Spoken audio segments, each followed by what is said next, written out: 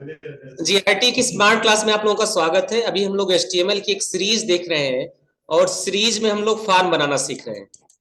और फॉर्म बनाने में आज हम लोगों को इनपुट टैग के भीतर कलर एट्रीब्यूट का इस्तेमाल करना सीखना है। जो इनपुट टैग अभी तक हम लोग स्टडी कर रहे थे, टेक्स्ट ऑप्शन बहुत सारे आप इसका इस्तेमाल कर रहे थे, आज हमें उसमें से देखना क्या है, कलर।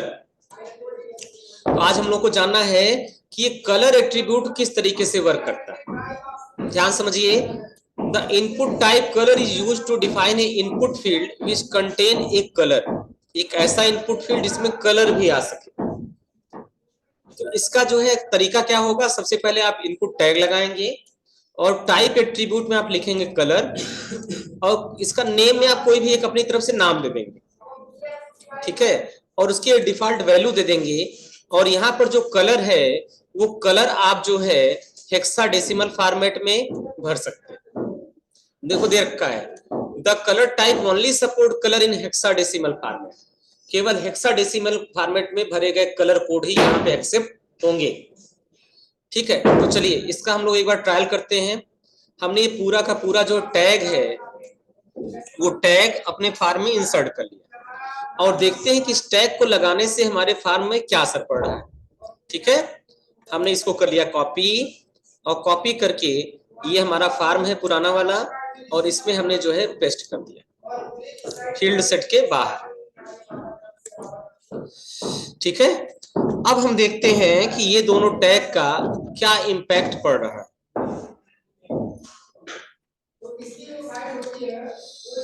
ठीक है, इसको हमने कर दिया फाइल में आके सेव, और सेव करने के बाद हम आ जाएंगे कहां पर, गोला। अभी फोल्डर वाला बात कहेगा, फिर हम फाइल में जाके ओपन फोल्डर में जाएंगे, और ओपन फोल्डर में जाने के बाद डी ड्राइव के अपने उस फोल्डर को सिलेक्ट करेंगे जहां पर हमने सारा कोड एक साथ रखा है, ठीक। ऐसा करने से एक बार हमारा जो एडिटर है वो हमारा एक बार रीबूट करेगा, यानी एक बार री ओपन होगा।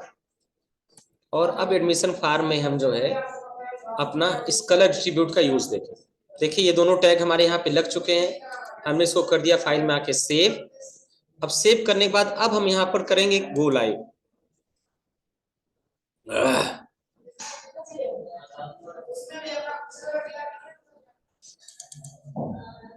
और जैसे वो लाइव बटन पे क्लिक करेंगे हमारा ये स्टार्ट हो जाएगा। ये देखो ये हो गया एडमिशन का फॉर्म। आप नीचे आइए तो देखो ये दो कलर आ गए ऑटोमेटिक, दिख रहा है ना। तो ये कलर एट्रीब्यूट का यही काम होता है। ये टेक्स्ट में आप जो टेक्स्ट देंगे वो टेक्स्ट आ जाएगा, और उसके बाद में जो आप कलर देंगे ये यहाँ पे कलर टैग आ जाएगा, और यहाँ पे क्लिक करके आप कलर को बदल भी सकते हैं। ये विकल्प आपको यहाँ पर दे रखा है, ठीक है। डाउन लिंक का अगर कोई कलर आपको चेंज करना है तो यहाँ कलर चेंज होगा, ठीक। इसका रियल यूज हम तब करेंगे जो अपना एप्लीकेशन हम लोग बनाएंगे, अपनी वेबसाइट हम लोग बनाएंगे। अभी सिर्फ आप सारे एट्रीब्यूट का एक यूज जानिए कि एट्रीब्यूट ऐसे ऐसे काम करता है, इसके भीतर ये सारे फीचर्स है। इसका प्रैक्टिकल यूज आप तब बेहतर तरीके से समझोगे जब हम लोग क्या करेंगे, हम जो है अपनी खुद की वेबसाइट बनाएंगे और उसकी होस्टिंग करेंगे गूगल पे। हाँ, यहाँ यूजर से हम लोग कलर पिक करा सकते हैं। यूजर जो कलर पसंद करता है वो कलर आपको यहाँ पर दिखाई देगा। हाँ, ये आरजीबी पर ही वर्क करता है। ये रेड, ग्रीन और ब्लू, इसकी वैल्यू आप यहाँ से भी चेंज कर सकते हैं। यहाँ से चेंज करके भी ये काम करेगा। ये कलर पिकर दे रखा है, यहाँ से आप दूसरी जगह से जाके भी कलर को पिक कर सकते हैं, किसी दूसरे स्क्रीन से जाके। तो ये HTML5 का अपडेटेड वर्जन है, इसलिए सारे ऑप्शन यहाँ पर आपको दिख रहे हैं। समझ में आया? जैसा कलर आप सिलेक्ट करेंगे वैसा कलर आपको यहाँ पर दिखाएगा। तो ये हो गया कलर एट्रीब्यूट का यूज। चलिए, कलर एट्रीब्यूट के बाद डेट। ये डेट तो मैंने आपको बता दिया, डेट ऑफ बर्थ का यूज करते समय हम लोगों ने डेट को देखा। तो यहाँ पर जो है डेट को हम दो अगर लगा देंगे, स्टार्ट डेट और इन डेट का काम करेंगे, तो दोनों डेट के बीच की वैल्यू को भी हम पिक कर सकते हैं इसका इस्तेमाल करके। फिलहाल अब है date time local. Date time local, इसका क्या यूज है देखिए, दे रखा है। पहले इसका डेफिनेशन देखिए, The input element of type date time local create input field which allow a user to select the date as well as local time in the hour and minute without time zone information. तो इसका use करने के लिए हमें क्या करना पड़ेगा, हमें यहाँ जो टाइप है वो टाइप को ले लेना पड़ेगा डेट टाइम लोकल। चलिए इसका यूज करने के लिए हमने क्या किया, हम यहाँ से पूरा टेक्स्ट जो है कॉपी कर लेते हैं, या चलिए पूरा लेबल ही ले लेते हैं, आपको पूरा का पूरा प्रैक्टिकल नोट करने का मौका मिल जाएगा।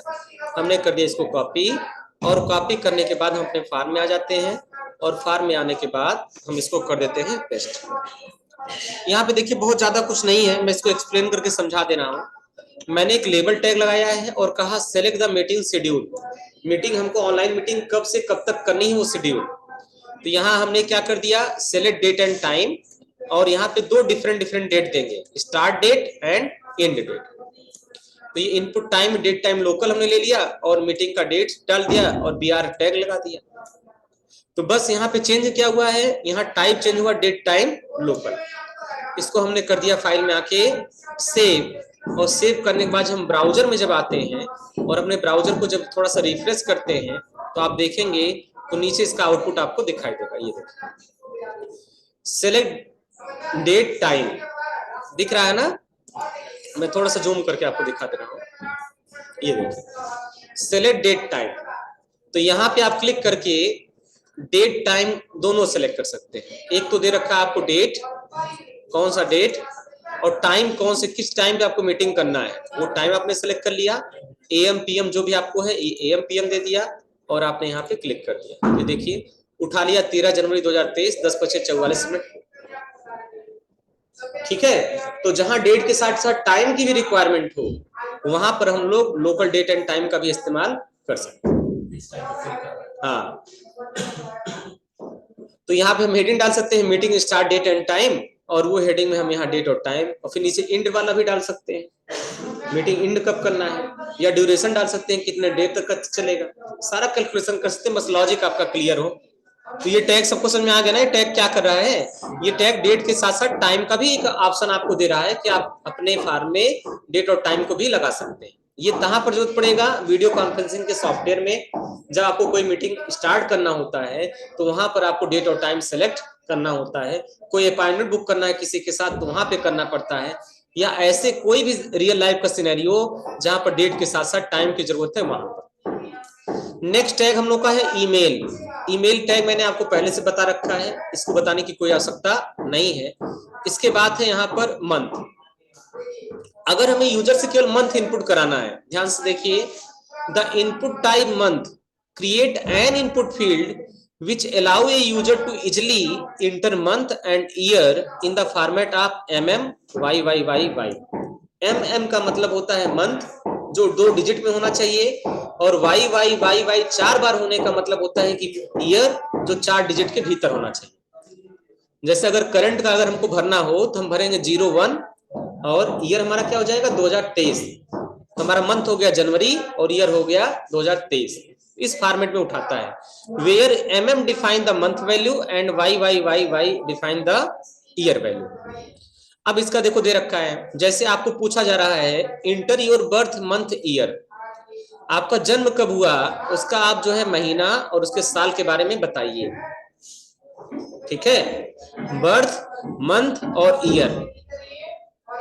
ठीक है, ये देखो ये टूल्स ज्यादा इस्तेमाल किया जाता है जो अपनी शादी विवाह से संबंधित वेबसाइटें होती हैं, जैसे शादी.com, भारत मैट्रिमोनी.com, जीवन साथी.com। तो वहां पर अक्सर जो है जो दूल्हे और दुल्हन होते हैं उनका जो है बर्थ का मंथ और ईयर पूछा जाता है, किस महीने में पैदा हुआ किस साल में। ठीक है, कुंडली मिलाने, और कहीं कहीं कुंडली बनाने के लिए आपको पुराने वाले टैग का इस्तेमाल करना पड़ेगा डेट और टाइम के साथ, तो ग्रह नक्षत्रों के आधार पर कुंडली बनाई जा सकती है। समझ में आया? तो इसका बहुत ज्यादा यूज होता है। तो जैसी आपकी साइट है, जैसा डेटा आपको यूजर से लेना है वैसा टैग आप लगाएं। अब बच्चे के रजिस्ट्रेशन में बर्थ का टाइम जान के हम क्या करेंगे, कितने बजे पैदा हुआ, तो वहां पे कोई जरूरत है नहीं है।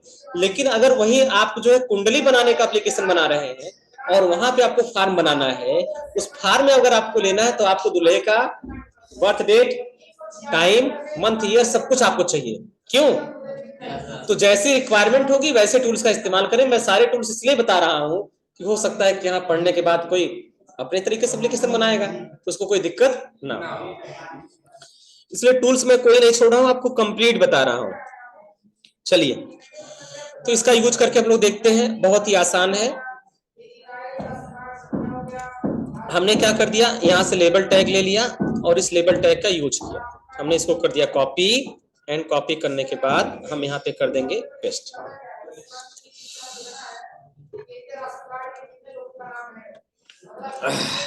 ये हो गया अपना लेबल। हाँ, बराबर कर।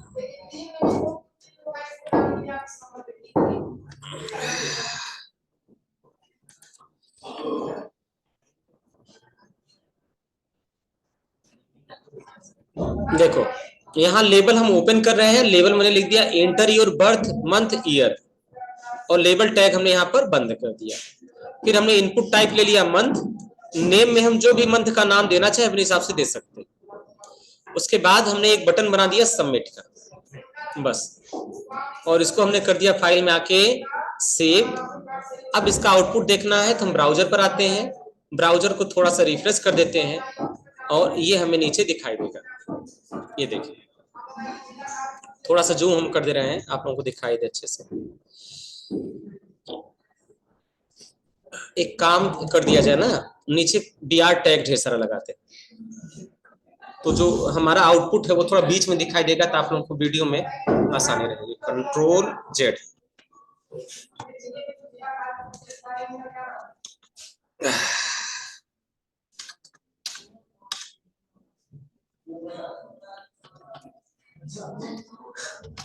हमने लगा दिया BR टैग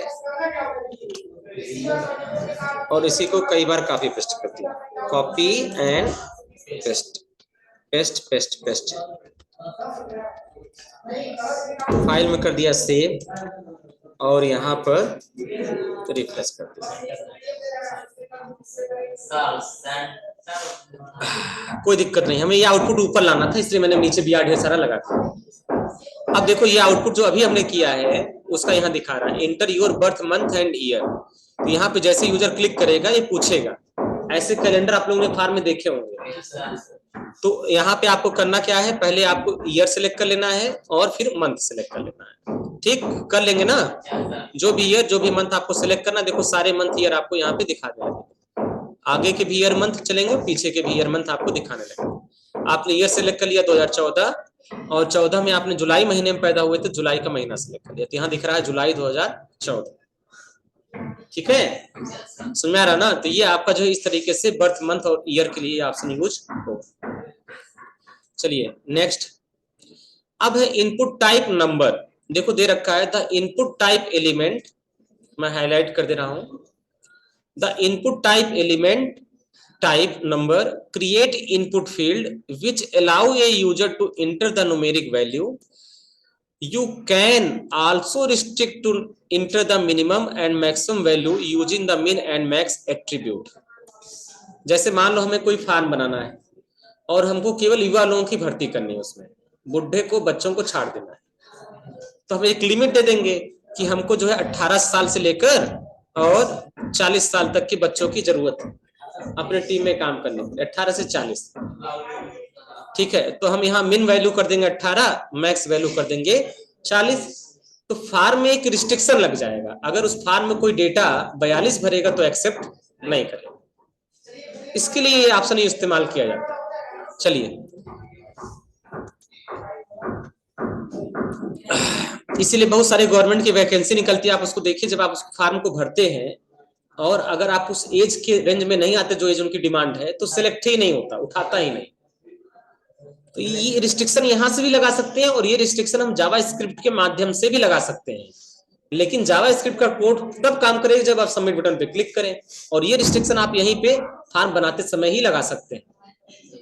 तो चलिए, तो हमने क्या किया, लेबल ले लिया और लेबल के बाद हमने एक सबमिट का बटन लगा दिया। तो सबमिट बटन फिलहाल तो मेरे पास पहले से है, तो हम क्या करते हैं, हम केवल यहाँ पर इंटर ईयर यूज ले लेते हैं और उसके आगे जो है ये इनपुट टैग ले लेते हैं, ठीक है। और इसको हमने कर लिया यहाँ से कॉपी, और कॉपी करने के बाद अपने कोड में आ गए और यहाँ पे कर दिया पेस्ट।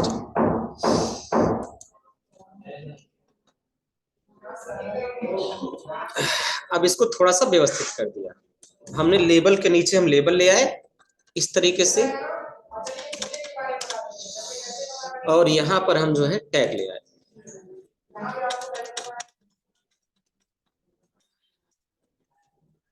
हो गया टैग,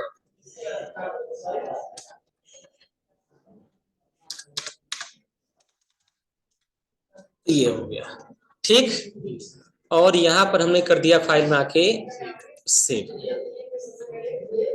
और यहाँ से हमने कर दिया पेज को रिफ्रेश। देखो आ गया इंटर ईयर एज। अगर नई लाइन पे लाना कहीं बी आर लगा देना। चलो एक बार और कर देते हैं, यहाँ बी आर लगा दे रहे।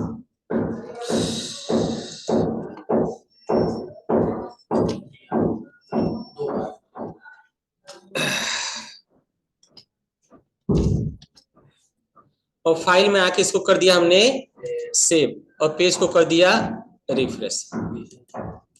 ये देखो आ गया नया।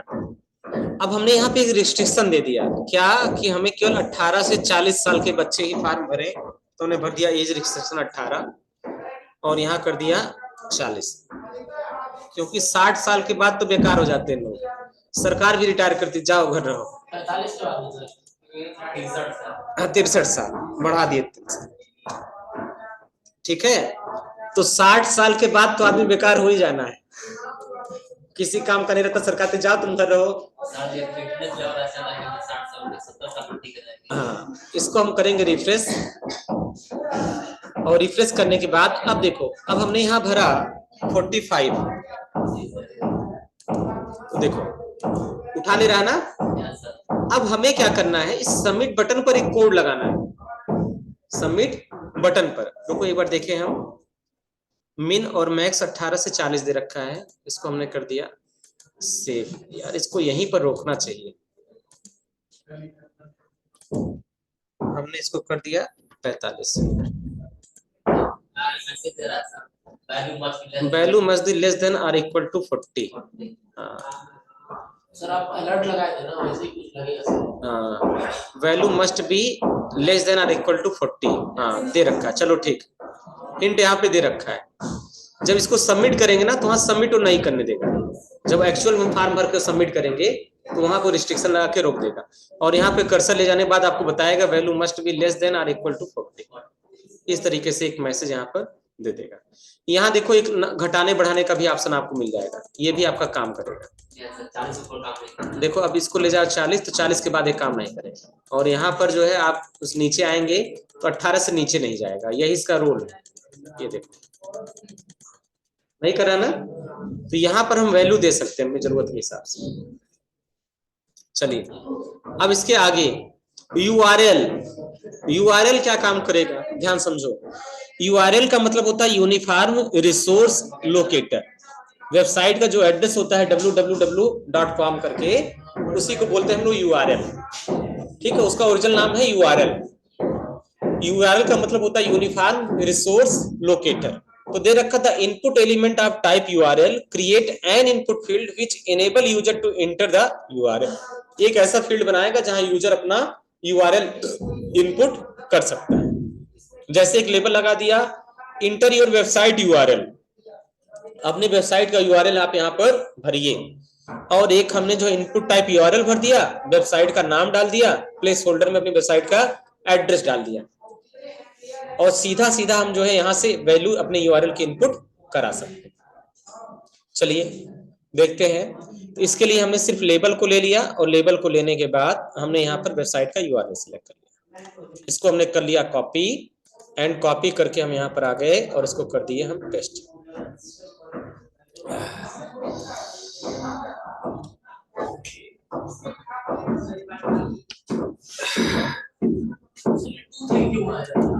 अरे उसमें लगा है, नोट्स में लगा है।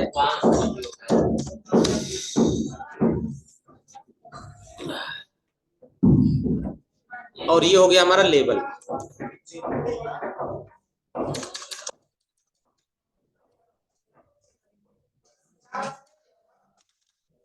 और लेबल के आगे हमने लगा दिया BR, 2 ठो BR लगा दिया, यहां से कॉपी और यहां पर पेस्ट। ठीक है। और देखो प्लेस होल्डर में हमने वेबसाइट का नाम डाल दिया, नेम हमने डाल दिया, यहाँ पर हमने डाल दिया GIT एजुकेशन। एड्रेस डाल दिया HTTPS, और यहाँ पे वेबसाइट पूरा डाल दिया www.giteducation.com।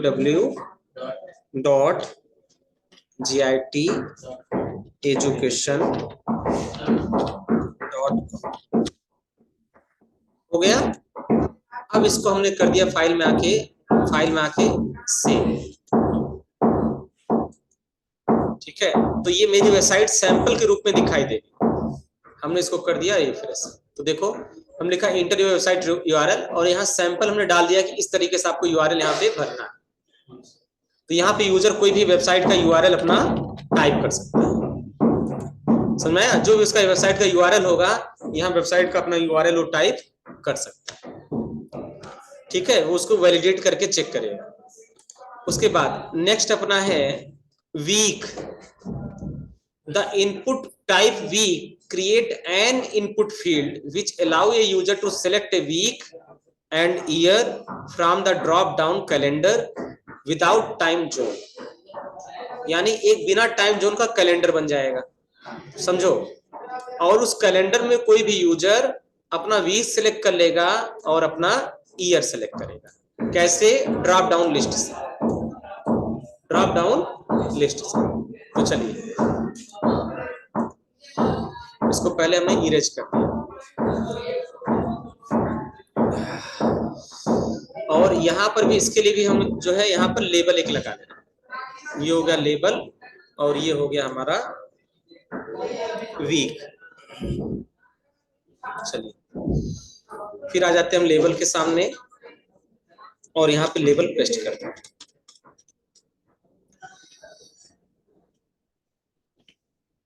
ठीक है, ये हो गया अपना लेबल।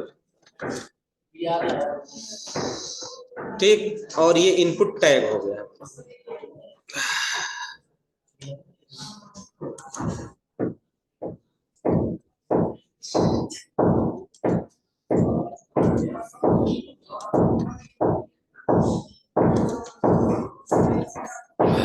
ये हो गया इनपुट टैग। अब देखो इस लेबल में ऑलरेडी 2 BR लग गया है नेक्स्ट के लिए, लेकिन उसके पहले जो है जहां ये प्लेस होल्डर है वहां पर हमने एक BR और लगा दिया, जिससे तो अलग अलग दिखाई दे। तो आपकी मर्जी, इतना चाहे उतना BR टैग का इस्तेमाल करें ना, इससे की वजह से आप कोड आपका भारी होगा और ना ज्यादा असर पड़ेगा। ये देखो, select your best week of year. ठीक है, आप यहाँ पे क्लिक करिए, ये आपके वीक दिखाई देंगे। फर्स्ट वीक देखो कहां से कहां तक, सेकंड वीक कहां से कहां तक, सब दिख रहा है। फोर्थ वीक आपने ले लिया, फोर्थ वीक आपका सबसे बेस्ट गया। इसके लिए ये एम्प्लॉय की परफॉर्मेंस मेजर करते समय ज्यादा इस्तेमाल किया जाता है कि किस एम्प्लॉय ने किस हफ्ते में सबसे बेस्ट परफॉर्म किया, उसके लिए।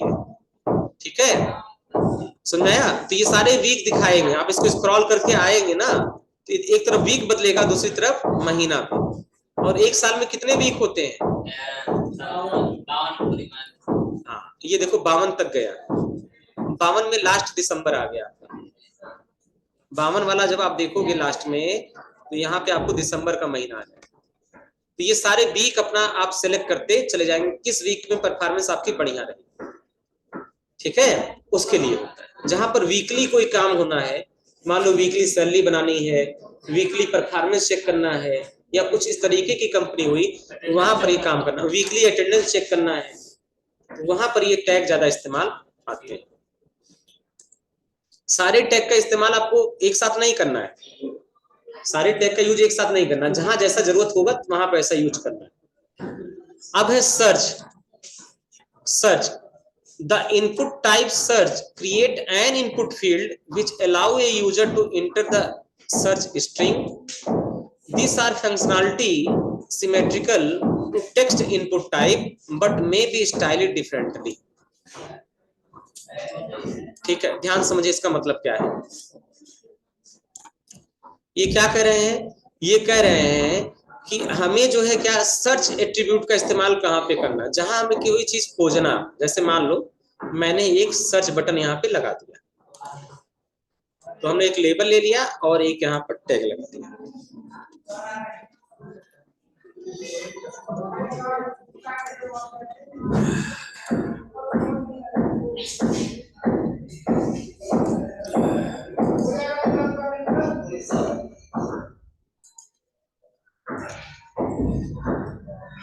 और यहाँ पे फाइल में आके हमने कर दिया सर्च। और एक काम और देखना है, BR लगा है, कोई दिक्कत नहीं। फाइल में आया, हमने कर दिया सेव और पेज को कर दिया रिफ्रेश। तो ये देखो सर्च हियर का ऑप्शन आ गया। अब इसमें से अपने वेबसाइट में आपको कुछ सर्च करना होगा, तो उसके लिए सर्च बॉक्स बन के काम कर रहा है। आप अपनी वेबसाइट में जो कुछ भी सर्च करना चाहते हैं आप यहाँ पे टाइप करेंगे और वो चीज आपकी साइट में वो सर्च करेगा। ऐसे समझ में आ रहा ना? तो ये क्या करेगा, ये आपकी वेबसाइट में उन चीजों को उस बारे में सर्च करेगा। बहुत सारी वेबसाइट है, ऊपर आप देखते हो सर्च का बॉक्स बना देते हैं, सबसे ऊपर होम पेज पर दिखाते हैं ना, कोई चीज खोजना है तो आप वहां जाके सर्च करिए। तो उस तरह का बॉक्स अगर आपको बनाना है तो वो बॉक्स आप इससे बना सकते हैं। ठीक है, अभी ये काम नहीं करेगा, अब इसके साथ और भी जावास्क्रिप्ट कोड ऐड करने पड़ेंगे। बस बॉक्स बनाना आप देखिए, फ्रंट एंड की चीज हम अभी सिखा रहे हैं, किस तरह से बॉक्स आप सर्च का बना सकते हैं। समझाया? जो चीज आप डाल के सर्च करना चाहते हैं आप यहाँ क्वेरी लिखकर जैसे सबमिट बटन पे क्लिक करेंगे तो ऑप्शन आपका वर्क करेगा। अभी बस बनाना कैसे, अभी बनाना कैसे वो आपको सिखाया जा रहा है। चलिए, उसके बाद ये TEL है, ये स्पेशली टेलीफोन नंबर का है और टेलीफोन नंबर के फॉर्मेट में ये वैल्यू आएगा। अब यहाँ पे आप पैटर्न बना सकते हैं, यहाँ पे आप क्या कर सकते हैं, डिफरेंट डिफरेंट पैटर्न बना सकते हैं। आप ये चाहते हैं कि शुरू में आपका 0 से 9 तक आए, ठीक, फिर उसके बाद आपका 3 अक्षर, उसमें क्या है 0 से 9 तक, फिर उसके बाद जो है 3 अक्षर है, इस तरीके से। तो देखो इसमें 3 पैटर्न बनाया है। इसमें 0 से 9 तक के डिजिट आ सकते हैं, शुरुआत के 3 अक्षर। तो 3 3 6 और 4 10 अंक का मोबाइल नंबर होता है ना, उसके लिए दे रखा है। और यहाँ रिस्ट्रिक्शन दे रखा है कि इसमें 0 से 9 तक की चीजें ही आएंगी, ऐसे पैटर्न में आएंगे। तो चलो इस पैटर्न का यूज करते हैं हम लोग। यहाँ पर एक लेबल हमने सेलेक्ट कर लिया और सेलेक्ट करके हमने इसको कर दिया कॉपी, और कॉपी करने के बाद हमने इसको कर दिया अपने कोड में पेस्ट।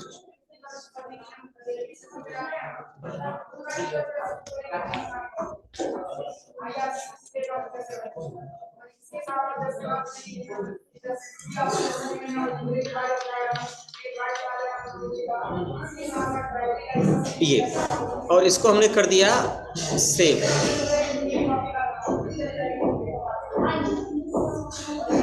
इसको फाइल में आके हमने कर दिया सेव और पेज को कर दिया रिफ्रेश। ये देखो, अब देखो टेलीफोन नंबर, उसका पैटर्न भी आ गया। आप यहाँ नंबर भरिए,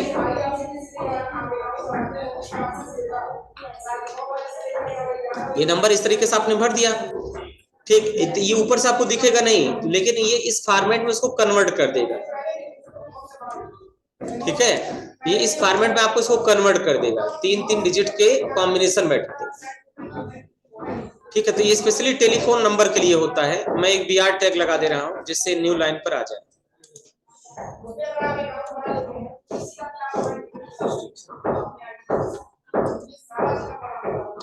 जावास्क्रिप्ट में स्पेशली हम रिस्ट्रिक्शन के बारे में सीखेंगे कि हमें किसी फील्ड में रिस्ट्रिक्शन किस तरह से लगाना है। जैसे फाइल अपलोड कर रहे हैं तो फाइल का साइज, फाइल का टाइप या कोई भी चीज है, तो ये सारे काम मैक्सिमम जावास्क्रिप्ट के लिए में होता है।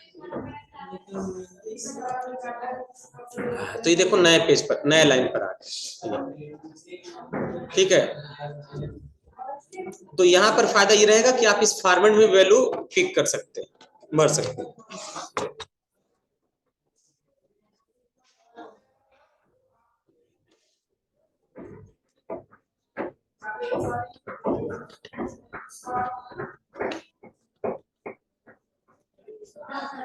कंट्री कोड डालते हैं हाँ, कंट्री कोड वाला बताना पड़ेगा तुमको। रुको देखते हैं आगे कहीं उसका टूल्स मिले, नहीं तो हम सर्च करके बताएंगे। अभी दिमाग में हमारे कोड है नहीं कि कंट्री कोड वाला कैसे आता है। ठीक है, अब उसके बाद है फार्म टैग एक्शन एट्रीब्यूट। जब आप फार्म टैग लगाते हैं ना, तो यहाँ एक सबसे ऊपर आता है एक्शन। आप कोई फार्म बनाएंगे सबसे पहले उसमें क्या आ जाएगा, एक्शन। देखिए जैसे मान लो हम यहाँ पर आते हैं और हमें एक नया फार्म बनाना है, तो हम आप जैसे यहाँ पे आप टाइप करेंगे फार्म और इसको कर दिया बंद, तो ये तो बाय डिफॉल्ट फार्म बन गया। ठीक है, अब इसके भीतर एक्शन एट्रीब्यूट भी एक होता है। एक्शन दिख रहा है, इस एक्शन में कौन सा एक्शन आप इस फार्म के माध्यम से करना चाहते हैं, कौन सी प्रक्रिया आप करना चाहते हैं, वो एक्शन के अंतर्गत आपको नोट करनी होती है। जैसे अगर आप ये चाहते हैं कि इस फार्म को सबमिट करके हम डेटा को किसी डेटाबेस में भेजना है, उस डेटाबेस का नाम, उसकी फाइल आपको यहाँ पर मेंशन करना पड़ता है। तो चलिए पहले हम एक्शन बटन के बारे में सीखते हैं। तो दे रखा the action attribute, the action attribute of form element define the process to be perform on a form when form is submitted. यानी जब हम फार्म को सबमिट कर रहे हैं तो इस फार्म के साथ क्या प्रोसेस होना चाहिए, वो हम एक्शन बटन में, एक्शन एट्रीब्यूट में डिफाइन करते हैं। ठीक है, और it is a URI to process from information. The action attribute value define the web page where information proceed.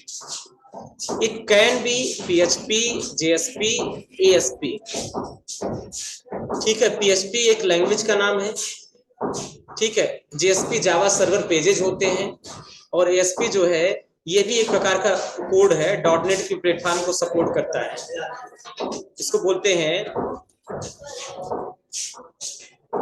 Access, इसका कोई अच्छा सा नाम था, बोल रहा है हमको। तो ये बैकएंड के, हाँ नहीं, पाइथन वाला दूसरा है।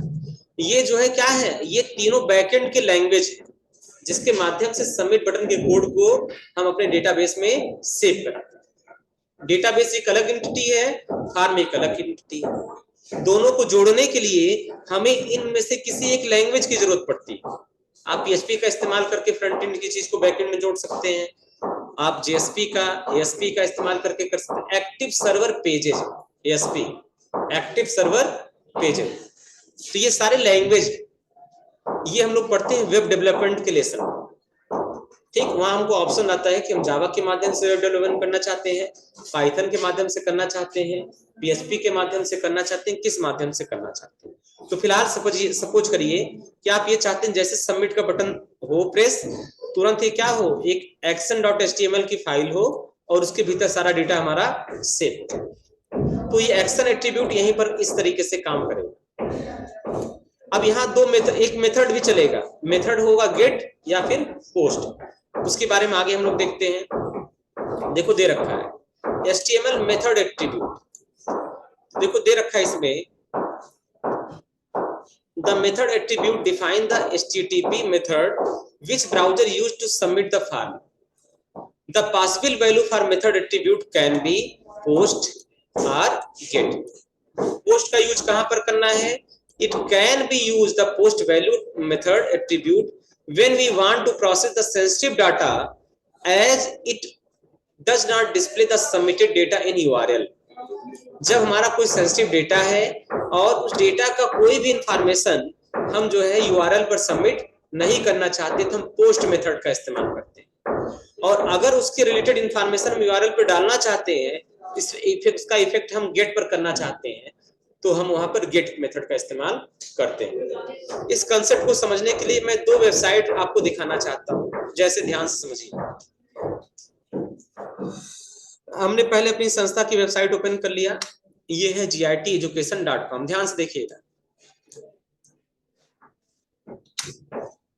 यहाँ पर जैसे ही हम मान लो कोई भी चीज खोलते हैं, जैसे मान लो हमने कोर्स पे क्लिक कर दिया, सर्टिफिकेट कोर्स है, डिप्लोमा कोर्स है, बहुत सारे कोर्स है, मान लो प्रोफेशनल कोर्स पे हमने क्लिक कर दिया, तुरंत ही देखो यहाँ वेबसाइट में बता रहा है कि इस बटन पे क्लिक करने के बाद हम course.php पर जा रहे हैं, जिसका सीरियल नंबर कितना है 3, ये इंफॉर्मेशन दे रहा है।